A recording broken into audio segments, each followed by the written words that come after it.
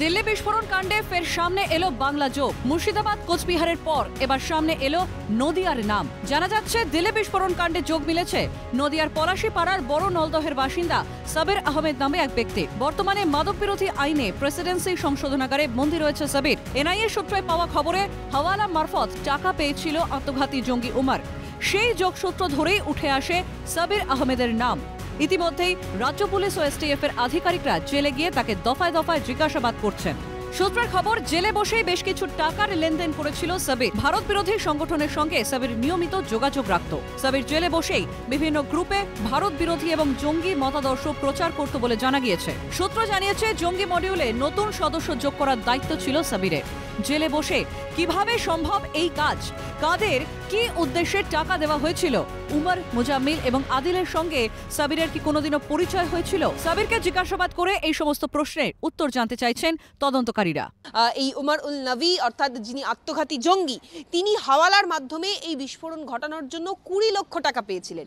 এবার এই টাকা সরবরাহের ক্ষেত্রে প্রেসিডেন্সি জেলবন্দি এই নদিয়ার যুবকের কোনো রকম হাত রয়েছে কিনা, শুধু তাই নয়, র্যাডিক্যাল কার্যকলাপ চালানোর ক্ষেত্রে যে বিভিন্ন আমাদের ভারত বিরোধী সোশ্যাল মিডিয়ায় যে অ্যাপসগুলো ব্যবহার হতো, যেখানে ভারত বিরোধী জঙ্গিমূলক কার্যকলাপের জন্য চিন্তাভাবনা সেখানে প্রচার করা হতো, সেখানে এই সাবির আহমেদের একটা গুরুত্বপূর্ণ ভূমিকা রয়েছে, এমনটাই তদন্তকারী আধিকারিকরা জানতে পেরেছেন।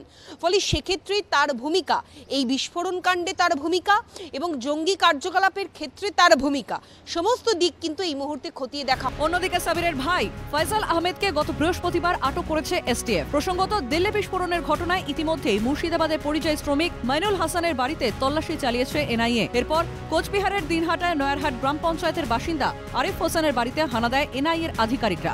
দিল্লির ঘটনায় রাজ্যের একাধিক ব্যক্তির নাম জড়িয়ে যাওয়ায় নানা মহলে তৈরি হয়েছে উদ্বেগ। উদ্ভূত পরিস্থিতিতে দোষীদের দ্রুত কড়া শাস্তি দেওয়ার পক্ষে সওয়াল করছেন বিশেষজ্ঞরা।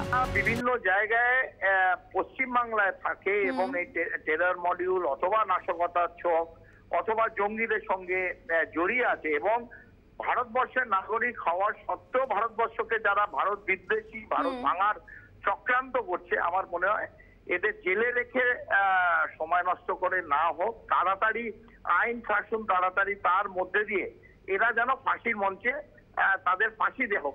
দিল্লি কাণ্ডে বাংলা যোগ সামনে আসায় উঠছে প্রশ্ন, প্রশাসনের নজরদারির অভাবে কি জঙ্গিদের এই তৎপরতা বাড়ছে?